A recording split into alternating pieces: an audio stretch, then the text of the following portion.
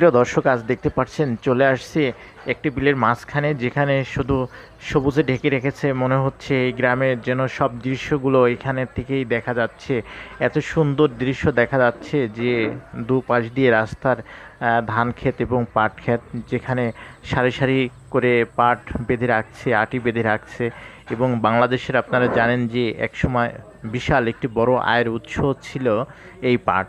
এই পাট থেকে বাংলাদেশের সবচেয়ে বড় একটি আয়ের উৎস আসতো। এবং গ্রামের কৃষকরা সারা বছরের যেন আয়ের উৎস তারা এই মৌসুম থেকেই করে থাকতো। আজ এই মৌসুমে বর্ষার সময় আপনারা দেখতে পাচ্ছেন যেখানে ধান ক্ষেত এবং পাট ক্ষেত, পাট সুন্দরভাবে সাজিয়ে সাজিয়ে রাখছে। এবং রাস্তার দুই পাশ দিয়েই শুধু পাট আর পাট।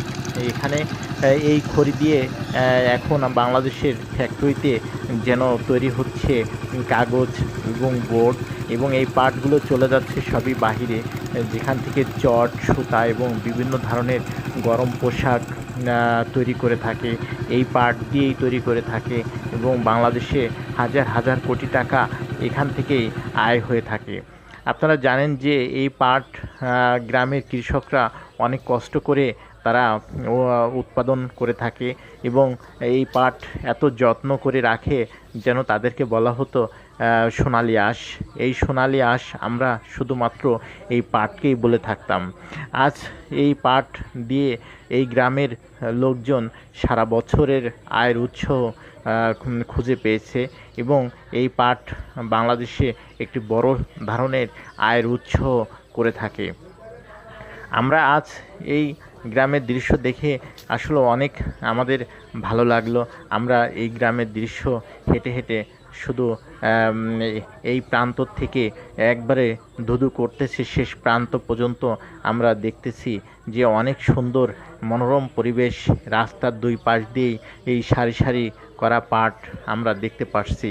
এবং এই পাট এত সুন্দর লাগতেছে যেন সেই সোনালি আঁশ প্রকৃত এখানেই হয়ে থাকে। এবং হাজার হাজার কোটি টাকা আয়ের উৎস এই পাট থেকেই শুধুমাত্র আসতো। আমরা জানি যে এই মৌসুমে ধান হয় না, কিন্তু আপনারা দেখতে পাচ্ছেন এই মৌসুমে ধানও এখানে উৎপাদন করে থাকে। এবং প্রতি বছরে 3টি মৌসুম এখানে কৃষকরা ফলিয়ে থাকে। আজ আমরা এই গ্রামের দৃশ্য দেখে আসলে মনমুগ্ধ হয়ে পড়ছি। এবং আপনাদের যদি এই ভিডিওটি ভালো লেগে থাকে তাহলে আপনারা সবাই লাইক, কমেন্ট, শেয়ার, ফলো এবং সাবস্ক্রাইব করে আমাদের ভিডিওগুলি শেষ পর্যন্ত দেখবেন। এই গ্রামের দৃশ্য কেমন লাগলো আপনারা আপনাদের মতামত কমেন্টসের মাধ্যমে জানাবেন। ধন্যবাদ।